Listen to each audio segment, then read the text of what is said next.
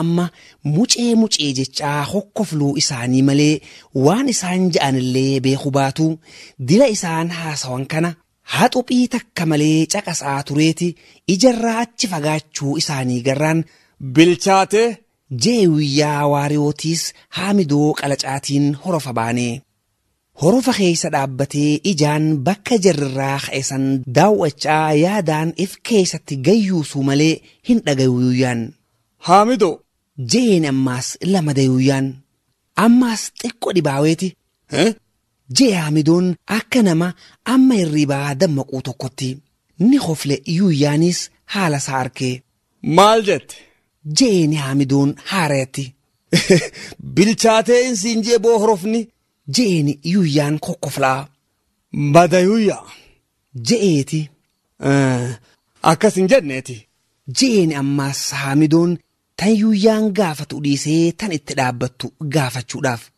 Hayyee. Jeen yuuyyaanis waan inni baanu san dhagayuudhaaf ariifachaa. Ammaas xiqqoo dhibaaweeti.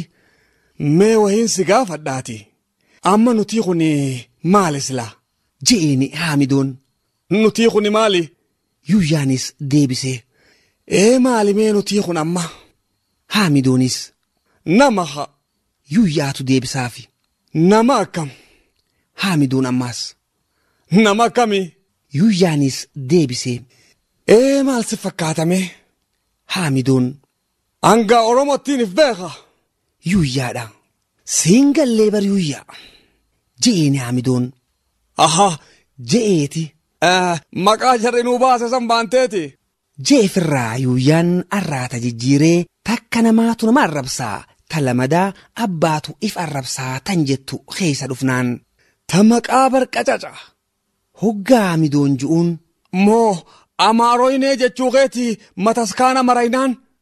Jeeni ammaas yuuyyaan hamtuun tanaa olii tam akka taate if gaafachaa.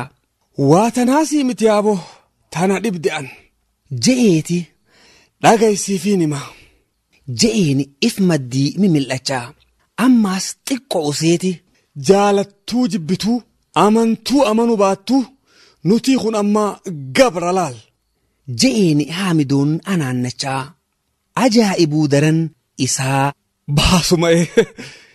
Jechaa sesseequ arkeeti. Hin kofliyyaayuyya. Je'een Haamidoon dilas mufachuu baatus jabo tuffachaa. Itti aanseeti. Ayaan durbeeytaa gabra maanan kana. Uumaa akka namaatti ijaa fi gurra qabdu. Ta miila lamaan yaatu. Ta nyaattee dhuydu ta'uusii wallaalee osoo hin ta'in. Bani aadamin see'u. Je'e Haamidoon. Ammaas kofleeti. Waan akkamiif teessa dubati. Je'een yuuyyaanis osoo Haamidoo ajaa'ibuu gabra baanee. Eelaal an dur uumaa dalaydeen ifanne. Ta baadhatteen dadhabne. Ta dhaanan hin laalanne. Ta harkattu nyaattu. Ta dhabduus hin beeloyne. Ta miidhamtuus maaliif narroorrifta jettees hin gaafanne. Tan ajjeeftullee itti hin gaafatamne. Meeshaa ruhii qabdu. Ta dubbattu. Ta maallaqa keetiin bittee gurgurtu. Tan rabbiin akkuma beeyladaa kanatti namaan qananiisuudhaaf uume. Eeta isaaf jecha yakka dhiisi. Diliinuu namarratti lakkaawamne. Ni ose Haamidoon hammana je'ee. Cal je'eeti Haamiduma dur beeku kana akka waan amma arkeetti dhab je'ee daawwachuu seene yuuyyaanis dubbiin keessa gaddeemtee. Akkas na fakkaataan je'an dur. Je'e Haamidoon eega jaba usee booda hafuura dheeraa tokko hafuurfachaa. Eebar.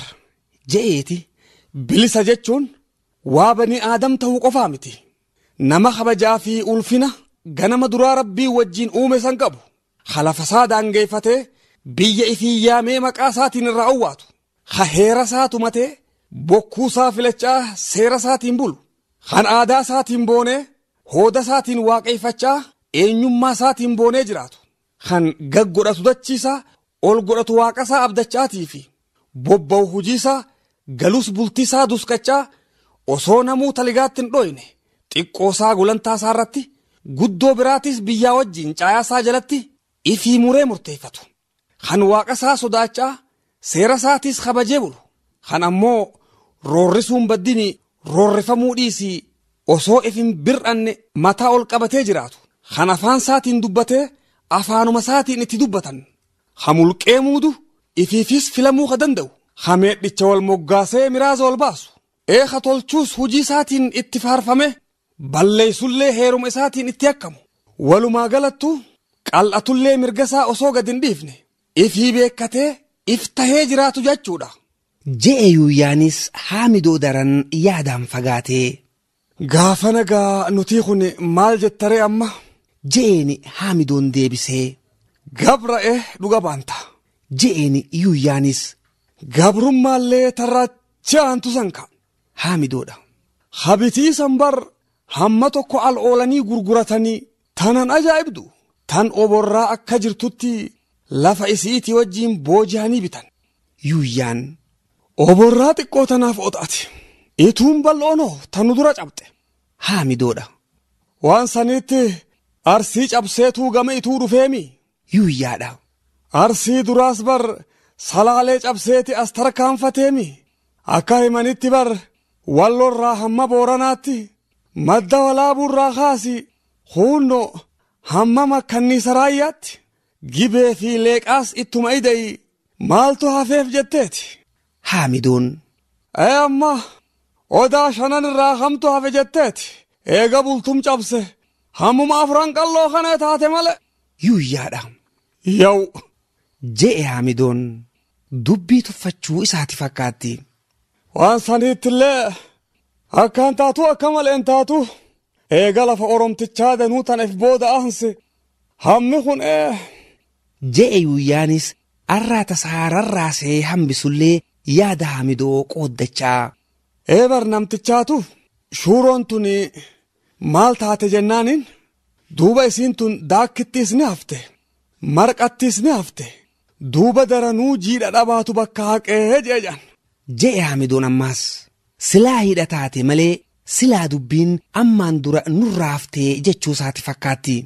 Gaafa jarri weerara jalqabu osoo bakka takkaa itti duulanii tun hundinuun dhuftuu jechuu fedheeti Haamidoon. Hammanumatti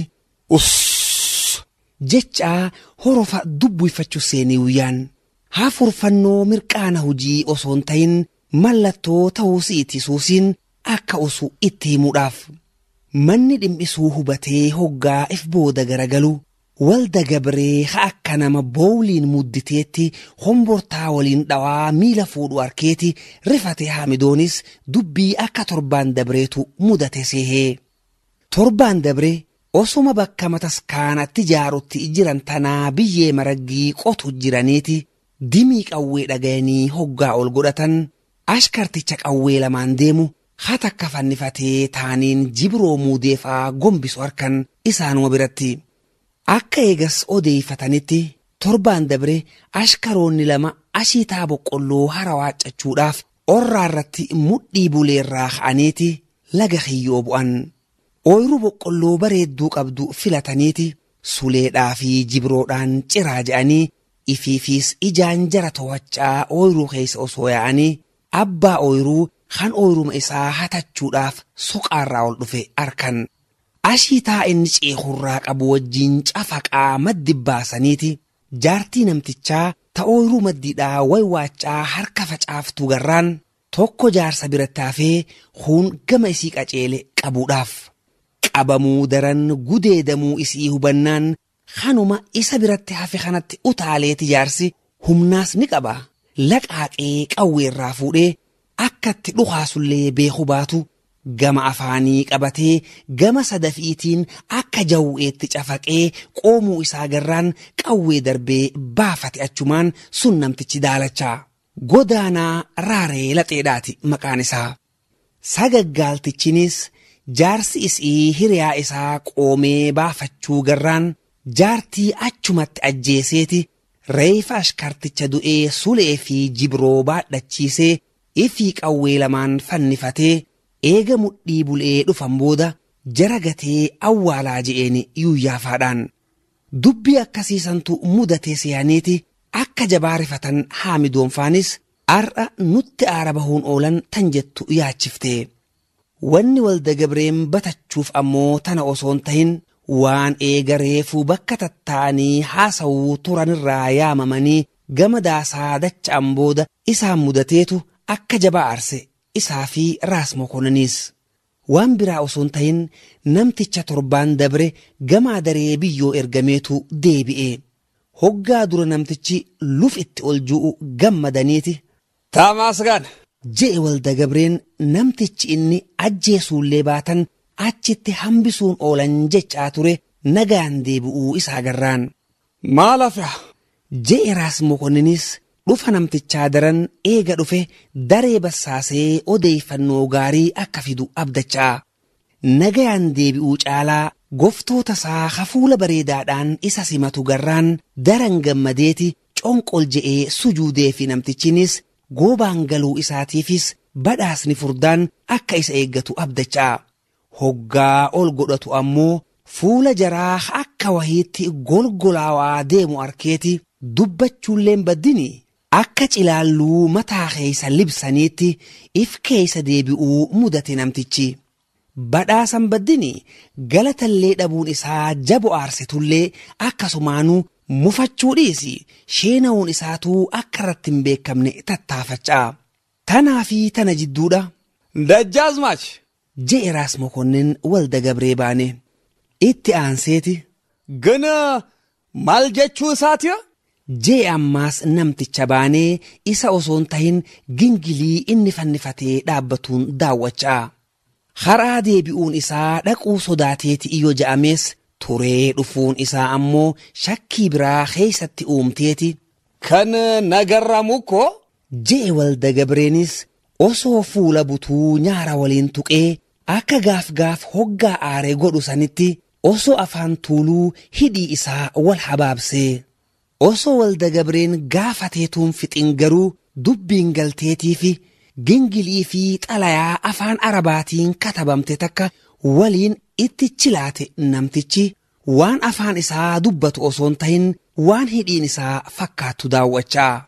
Dhugumattuu lakkuma dubbii alanfatuun osoo afaan tuuluu hidhii isaa tan jalaa taan biraas dabarseeti qibaaba ankalabni irra xiqqaate fakkeessee taa'ani lamaan walirratti. Dhaqee dhufuu isaa mirkaneeffannaan garuu isaan lachuu fuulli isaanii kan reefu burunqachaawaadhaa deeme sun hamma liphuu takkatti golgola saaqqachaadhaa dhufeeti. Hamma namni waraqaa dubbisuuf dhufuu tan gingilii deebitee gaafachuudhaaf. Shillimaati jaanhoo irraa ergameef inta qabbaluu jechuu isaati anta? Je'eni Raas Mokonnin namtichaan. Hoggaa geessu irraa fuudhuu isaaniitii fi hoggaa gaggeessan ammas xalayaadhaa wajjiin deebisanii itti kennuu isaanii himeeti. Xaafiin irraa naqamuu malee amma waan keessa jiru ammoo akka nubatin ibseefi namtichinis. Mata lulan isaan lachuu haratti hiikii ilaaluu dhabuun isaa naamusa taachaa mirkaneessuudhaaf. Baneeti garuu rifje Walda Gabreen akka nama osoo ifirraan eegin dagaggamatti masqaa jawwee arkeetti. Mata lule Raas Mokonninis wanni gingilii keessaa ol dhalee tahuu garraan dhaamsa amiirtichaa galeefi. Akka gingiliin xaayituu tan xaafiidhaan dhayxee qondoodhaan deebite himtuttuu lola malee wanni nagayaan gabbaruudhaa akkan galin mirkaneeffachuu caalaa dilana tuffatamuun isaaniitis akka waan ol dhaleen osoon dhandhamin gubdee tokkotti osoo belbelchituuti. Eega xalayaan dubbifamte booda ammoo afaan malee keessaanii hamma reeffuu hanqachuu mudate. Heddumminaa fi gootummaa Oromoo malees waraanaa fi hidhannoo akkam qabaannaan tan jettuus daran yaachifte. Waa lama callaadha nuuf lachuu ililiidha jetti xalayaan amiirtichaa tan abbaa gadaa Wadaay Galmoo Hormoosoo maqaa dha'uudhaan Minilik lammeeffaatiif ergamte. Injifannuus balachuudha dhumnuus shahiidii jechuusaati haqa keenyaaf jecha. Hunda daran ammoo dhaamsa raabaati kan ol dhalee biraa itti ta'e. Maqaan baduu mannaa mataan baduu wayyaa hajuu ture dhaamsi Wadaay Galmootiis hangama amiirtichaatiin Minilikiif ergame. Wanni nagayaan gabbaruudhaa akkan galin jala muranii waraanni akka ida'amuuf gaafachuudhaan Minilikiif xalayaa barreessuun isaaniitiis tanaafi. Hamma xalayaan Shawaa baatee waraanaa fi ajajni dhufuufitti hangam xiqqaatu ji'a 1 fi walakkaa waan turuuf tanaa fi tana jidduudhatti Amiir Abdullaahis hidhannoo isaa akka ol dhaleedhaatti nama gubduun itti duulee hunda daran ammaas abbaan gadaa duula dannabse